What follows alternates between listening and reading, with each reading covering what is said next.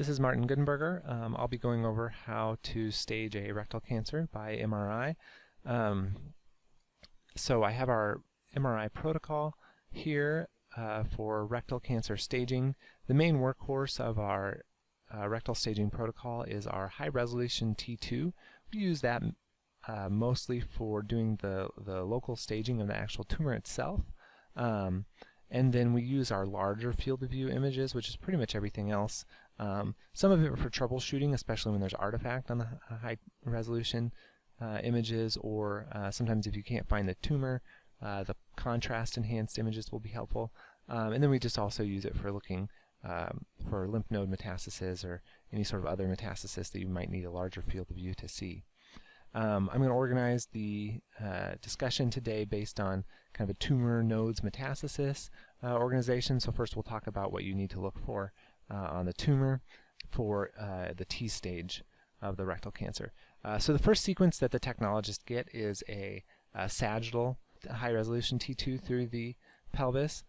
Based on that, you need to try to find the tumor. You will then prescribe a plane that is orthogonal to the or perpendicular to the tumor and the rectum where the tumor is, to try to be as precise as possible about whether the tumor is extending beyond the rectum or not. If you just do a regular axial and the rectum is not perpendicular to the tumor, then the walls of the rectum will look blurry and it's hard to tell whether or not there's tumor extension just because of volume averaging. So you can see the normal rectal wall here is just kind of this intermediate to low gray, and this person's tumor is actually a little bit brighter. They have a high rectal tumor right here. So ideally our axial plane should be perpendicular to this. You can see we got pretty close here to getting it perpendicular on our axials. Again, on this image there's our tumor. It's this kind of heaped up soft tissue. It's again slightly brighter than the normal mucosa.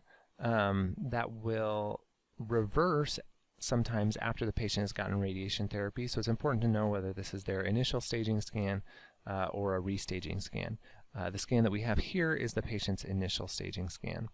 And then we get a oblique coronal, which is just perpendicular to the oblique axial.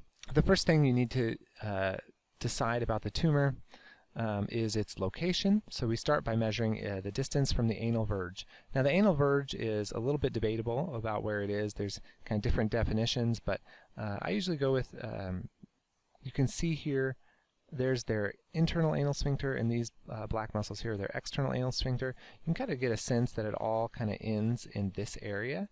And so that's the area I usually go with, is kind of where you're seeing that last little bit of fat or that little bit of muscle right there.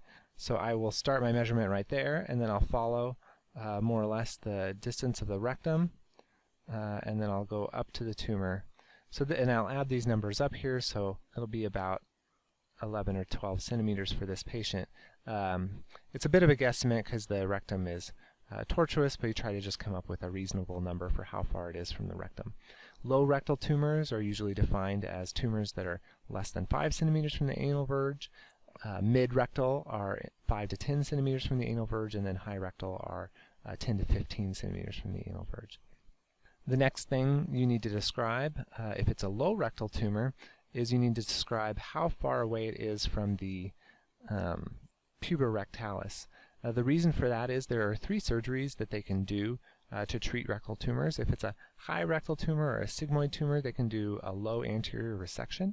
If it's a mid or low rectal tumor, then they would do either a total mesorectal excision or an abdominal peritoneal resection. And that all depends on what you say about where the tumor is. So if the tumor is a low rectal tumor, we measure the distance that it is from the puborectalis, which on this patient's a little bit hard to see. There's an area where the muscle of the external anal sphincter, which is right here, gets thickened. That's the puborectalis. So you measure from the top of that to wherever you think the tumor starts, and if that is less than a centimeter, or sometimes less than half a centimeter, depending on how aggressive the surgeon wants to be, they will not be able to do a total mesorectal excision. And they'll have to do abdominal peritoneal resection, which means that the patient will have to have a lifelong ostomy. So you measure the distance from the puborectalis, that's the next distance you measure, and then you need to measure just the craniocaudal length of the tumor. So this tumor You know, we think it starts probably around here, ends around there. Sometimes I'll just confirm that on the axials. I'm thinking it begins somewhere around here and ends probably somewhere around here. So the tumor is going to be about 2 centimeters long. So after we've described how far it is from the anal verge, how far it is above the puborectalis, we need to describe, and then the length of the tumor, then we need to describe how far the tumor extends outside of the rectal lumen. And that is the T stage. So when we look at the rectal wall, there's a faint black line. It's hard to see on all of the sequence, but you can get a sense that there's this black line here. That is the muscularis propria. And if the tumor extends beyond that, then it is a T3 tumor. This tumor here is a T2 tumor. It puckers the mucosa a little bit, but it does not extend beyond that. This is a nice smooth margin here where the tumor is, and you can see just faintly that little black line. So this is a T2 tumor. The reason it matters whether you call a tumor T3 or T2 is that if it's a T3 tumor, or if you think they have positive lymphadenopathy, they will get preoperative chemotherapy or radiation. If you call it a T2 tumor, they will go straight to surgery. There is some thought right now that even the early T3s might not need chemotherapy and radiation. Right now anyway, the T3s get chemotherapy and radiation.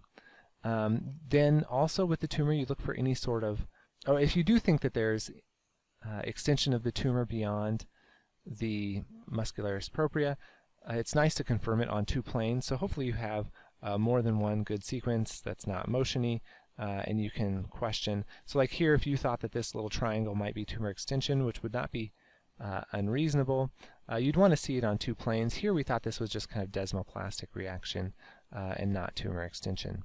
You also look at the vessels that are coming out from it. You see these nice thin little vessels adjacent to the tumor. If any of them look thickened or irregular, that's called extramural venous invasion, and that is something that you need to comment on whether or not it's there.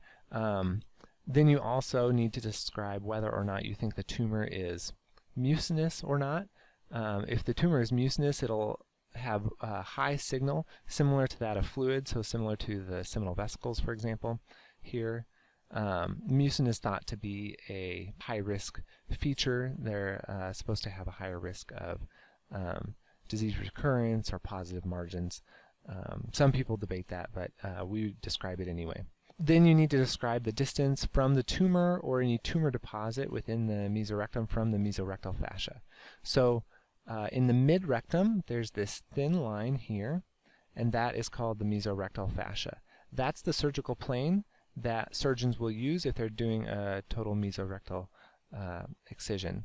So we just measure the greatest distance from the tumor to the mesorectum, and that should be basically the distance to their margin. If it's getting too close, then they're at high risk of having positive margins, and they may have to alter their surgical approach. Finally, you need to decide if you think that the tumor is invading any organs or any important structures. Anything like that would make it a T4 tumor. So if the tumor extends beyond the mesorectum, if it invades the prostate or any of the musculature, then it would be a T4 tumor. So it might involve the levator, it might involve the internal sphincter or external sphincter, or it might involve any other pelvic organs like the prostate or the bladder. And that basically sums up the T stage. After that, you start thinking about the lymph nodes. So you're looking for mesorectal lymph nodes. Some people will use a 5 millimeter cutoff to call them positive or negative. Unfortunately, that's not a very sensitive or specific number, and we're just not very good. You can call them when they're obviously positive. Some people will use NX. So they'll say it's a node positive, N plus, if they think that there's definitely a metastatic lymph node. If they think that there are no suspicious lymph nodes, like in this patient there's really no suspicious lymph nodes, they will call it N0, and if they're not sure, then they'll call it NX. One important thing to note when following these mesorectal tumors, if they're going to do a mesorectal excision, you really need to comment on any suspicious lateral pelvic lymph nodes, because that will be outside of where they do their resection. So if you see any suspicious lymph nodes over here, you really need to comment on them. They can go out and get them during their surgery. It just has more morbidity, and it's more extensive surgery. These vessels right here are the superior hemorrhoidal vessels. Those are the main vessels that drain the rectum, and so the lymphatics also go along here. So oftentimes if you see suspicious lymph nodes, you'll see them along those vessels. So at this point we're kind of done with our high-resolution T2s. We've described the tumor, and we've looked for the nodes on this, and so now we're going to switch to our larger field of view images. So first we have our large field of view T2 single shots. These are nice just because they're not very sensitive to motion. For these, just look at the remainder of the colon. Look for any lymph nodes that might not have been in your high-resolution field of view, particularly along those superior hemorrhoidal vessels. And in the inguinal regions, if it's a very low rectal tumor, then look at the bones. So I do all of those things on all of these obliquities. And then here we have a T2 fat sat. I just look really for the same things. I look at the small bowel, look for lymph nodes, and look at the bones. After we look at those, I switch to the post-contrast images. These images can be really helpful if you are having trouble finding where their mass is. In this patient, the mass actually does not show up really well on the post-contrast. It's probably in here somewhere, but it's actually not that helpful on this patient. But occasionally it will be helpful when you can't find it on any other sequences.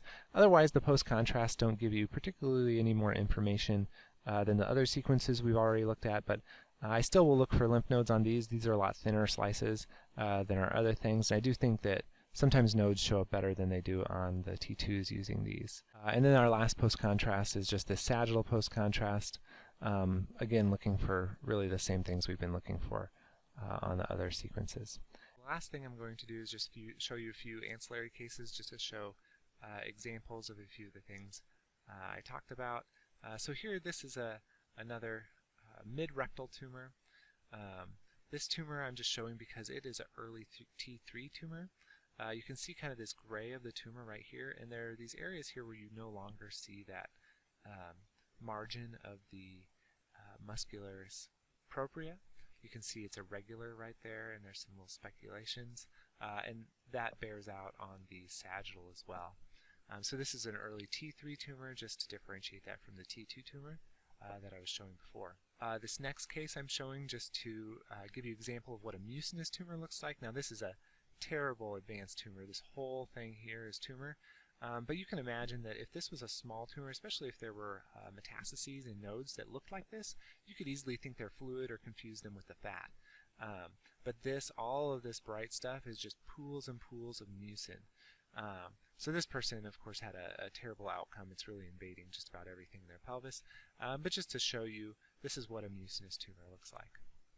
This final case is just to mention something that I didn't mention on the initial going through, which is in high rectal tumors you need to describe what the relationship of the tumor is to the peritoneal reflection. So the peritoneal reflection you can actually see on this exam. It's this thin black line right here on the sagittal.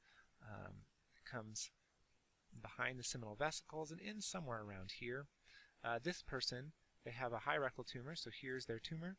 And here again is the peritoneal reflection, and you see this area where there's a tumor approaching the peritoneal reflection.